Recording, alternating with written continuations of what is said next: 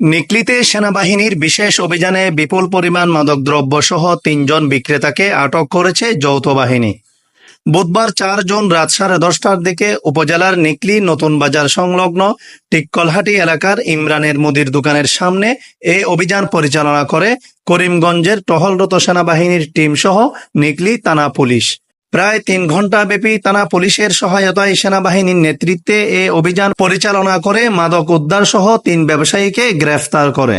আটককৃতরা হলেন টিক্কলহাটি গ্রামের মৃত মোহাম্মদের পুত্র মোহরম আলী, দরগারহাটি এলাকার মৃত আজিজুর রহমানের পুত্র রানা ও নগর গ্রামের মৃত শান্ত মিয়ার পুত্র কফিল উদ্দিন। স্থানীয় ও পুলিশ সূত্রে জানা যায়, গোপন সংবাদের ভিত্তিতে নিকলি উপজেলার নতুন বাজার সংলগ্ন টিক্কলহাটি এলাকায় অভিযান করে ৩ জনকে আটক করে। এ সময় তাদের তল্লাশি করে পৃথক পৃথকভাবে ৮৫০ গ্রাম গাঁজা উদ্ধার করা হয়। পরে তাদের নিকলি থানায় মাদকসহ হস্তান্তর করে।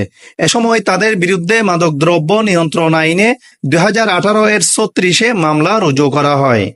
নিকলি থানার অফিসার ইনচার্জ কাজী আরিফ উদ্দিন সত্যতা স্বীকার করে বলেন, থানা পুলিশের সহায়তায় যৌথ বাহিনীর অভিযানে মাদকসহ ৩ জনকে গ্রেফতার ও আইনি প্রক্রিয়া শেষে গ্রেফতারকৃতদের বিজ্ঞ আদালতে প্রেরণ করা হয়।